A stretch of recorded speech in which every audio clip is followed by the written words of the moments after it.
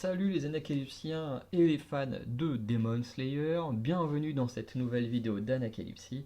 Aujourd'hui on se retrouve pour le chapitre 20 euh, du manga, donc qui fait toujours partie du tome 3, avec ce chapitre qui se nomme Zenitsu Agatsuma. Donc un chapitre où on va pas mal découvrir ce personnage haut en couleur et qui, à ce moment-là, commence déjà à me déranger, mais après, ça, c'est à cause de l'animé aussi, parce que pour faire un petit, petite digression, vous inquiétez pas, il n'y en aura pas à toutes les intros, mais le maître d'Alacalypsie, il suit également Demon Slayer. Vous le savez, parce que j'ai déjà dit plusieurs fois que les tomes que je peux lire lui appartiennent. Euh, mais le truc, c'est que lui, il suit également l'animé. Moi, je n'aime pas les animés. Je ferai peut-être une vidéo un jour pour dire pourquoi j'aime pas les animés. Peut-être avec le modèle Calypsy, tous les deux, où chacun défendra son truc, hein. Pourquoi moi je préfère les mangas écrits, pourquoi lui il préfère les animés. Ça peut être très très intéressant. Euh, mais voilà. Et du coup, à un moment donné, quand j'étais chez d'autres mères, où il est, du coup, il regardait Demon Slayer en animé dans le salon, donc forcément, je pouvais pas y échapper, parce que je crois que j'étais en train de préparer mes affaires pour rentrer chez moi. Et du coup, on était ici, à peu près à cet arc du manoir au tambour. Donc en fait, j'ai vu à peu près un ou deux épisodes. Donc au moment, donc sur la fin de ce chapitre, donc en gros, quand ils arrivent devant le manoir et qu'ils découvrent un peu les gens à l'extérieur, la personne qui se fait éjecter et tout, et également le début du chapitre prochain, voire peut-être même tout le chapitre 21, notamment avec la découverte de l'homme sanglier, tout ça, enfin bref. Donc j'ai vu une bonne partie, et je trouvais la voix de Zenitsu insupportable. Il m'insupportait. Et je me suis dit, oh là là là là, comment je vais faire? Dire comment je vais faire? Le mec il m'insupporte déjà sur un épisode et demi. Je le trouve horrible. Mais vraiment, je le trouvais horrible sur un épisode et demi. Je me suis dit, comment je vais faire? Parce qu'après, il va falloir que je lise le manga. C'est un des persos principaux, donc il va être là longtemps, très très longtemps. Comment je vais faire? Bon, en manga, c'est un peu mieux parce qu'il n'y a pas sa voix. Donc déjà, sans sa voix, il est un peu moins insupportable. Mais j'avoue quand même que si on doit faire un classement des personnages que je connais actuellement, Zenitsu, il est clairement tout en bas. J'ai vraiment du mal avec ce personnage. Mais on en reviendra encore une fois petit à petit. Mais je voulais faire un petit disclaimer parce que je pense que la découverte de Zenitsu à travers l'animé en premier ne m'a pas aidé à avoir une bonne image de lui dans le manga par la suite. Et de toute façon, je crois que j'aurai jamais une bonne image de lui.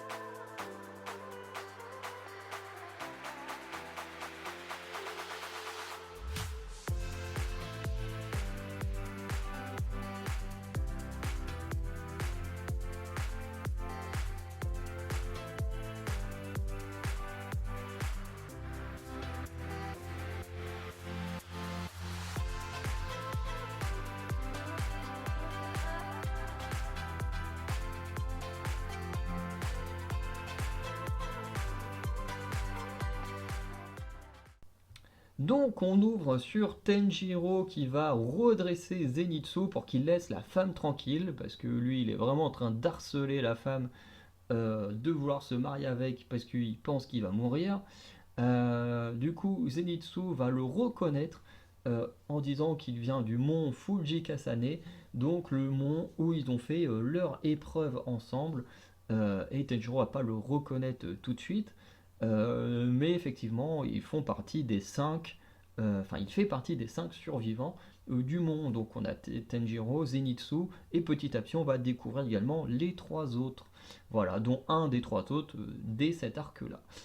Euh, le jeune homme va se faire rouer de coups par la jeune femme à cause de son comportement, ce qui est tout à fait normal, parce que en gros Zenitsu il croyait, comme il était en train de chialer de peur de mourir, il croyait que elle s'inquiétait par amour pour lui alors qu'elle le connaît, mais pas du tout, alors qu'elle était juste gentille à voir quelqu'un en train de d'être terrifié, en train de pleurer, elle se dit bah attends je vais aller le voir, je vais l'aider, voir ce qui ne va pas.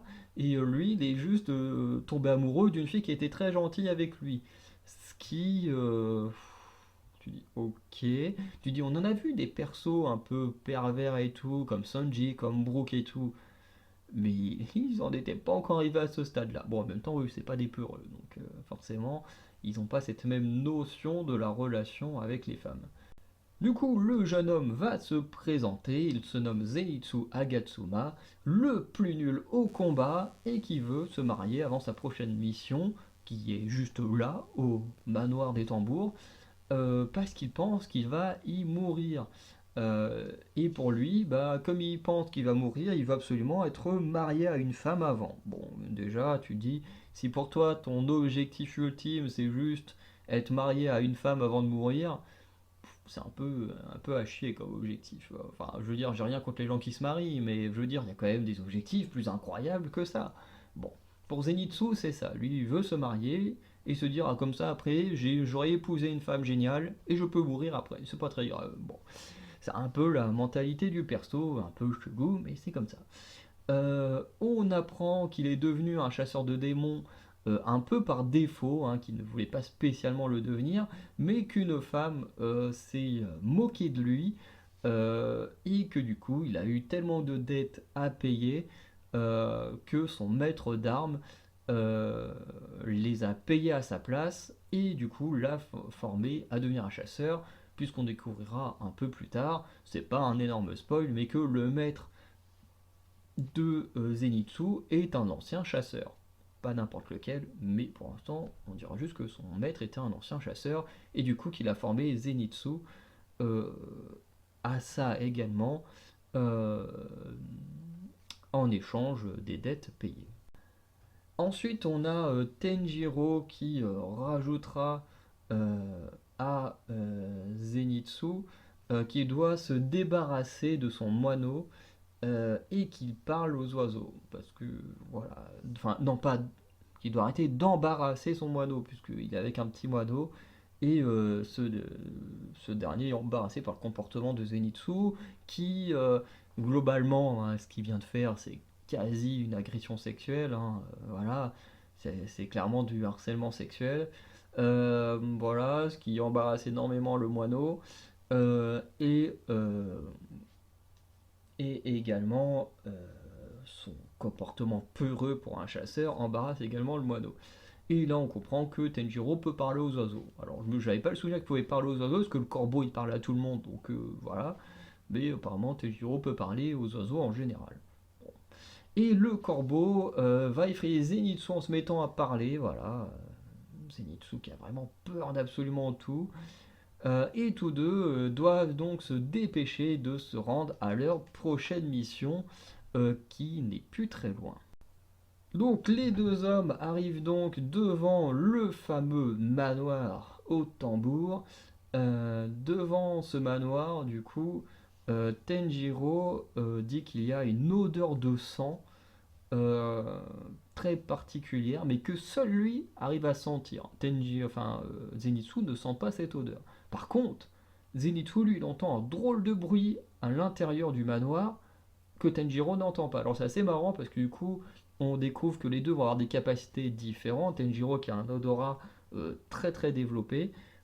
Et à côté de ça, on a notre ami Zenitsu qui lui n'a pas un odorat développé, mais une ouïe très développée et qui lui permet notamment d'entendre des bruits à l'intérieur du manoir. Et c'est à peu près là que moi j'ai découvert Zenitsu dans l'anime.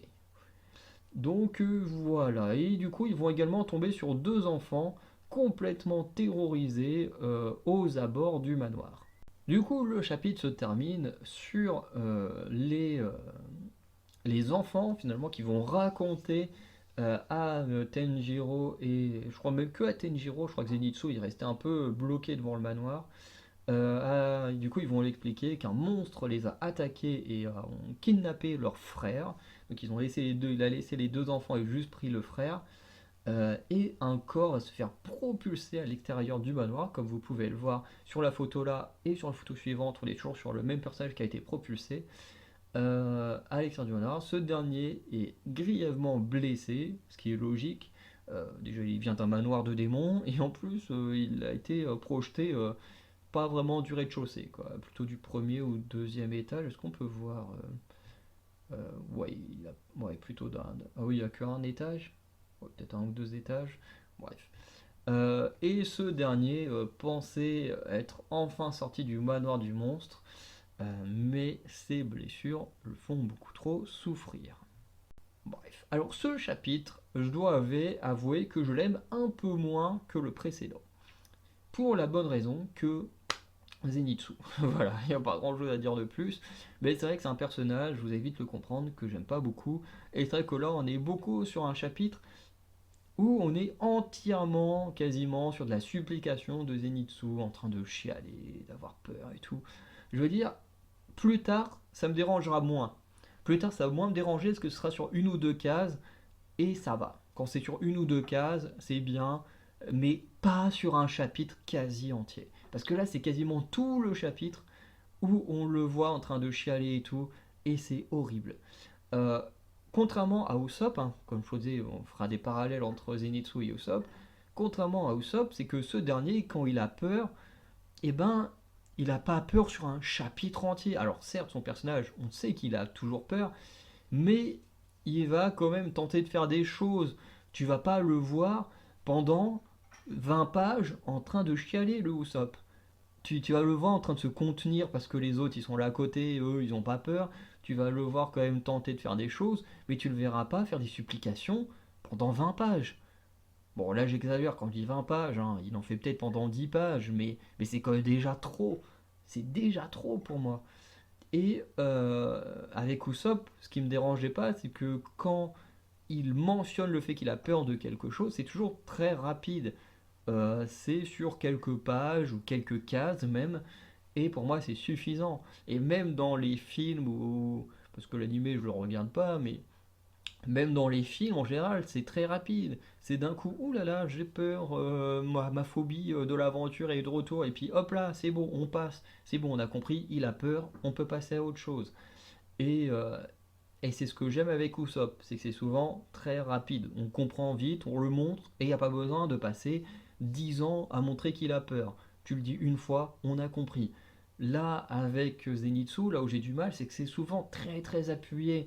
C'est là où on a passé plusieurs pages.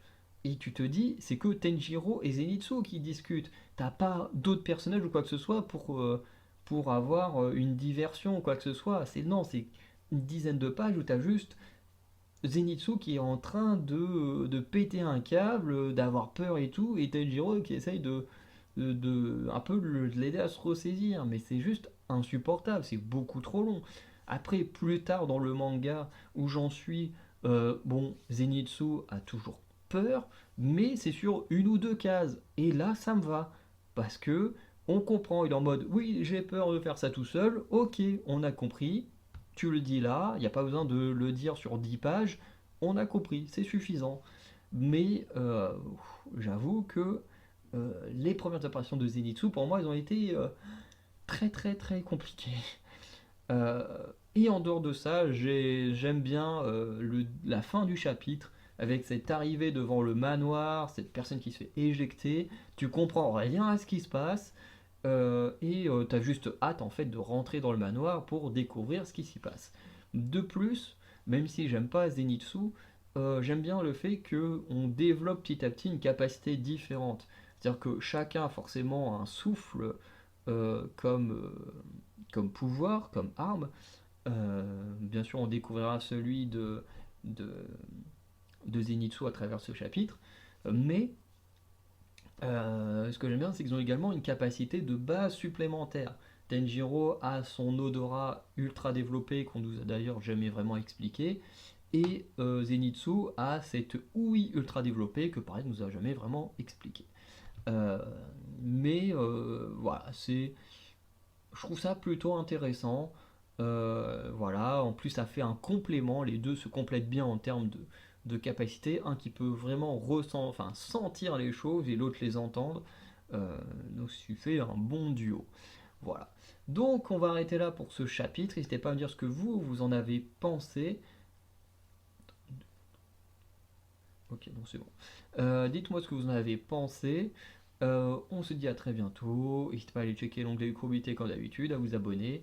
Et on se dit à la semaine prochaine pour le chapitre 21. Passez une bonne journée, une bonne soirée. Ciao les anakélypsiens.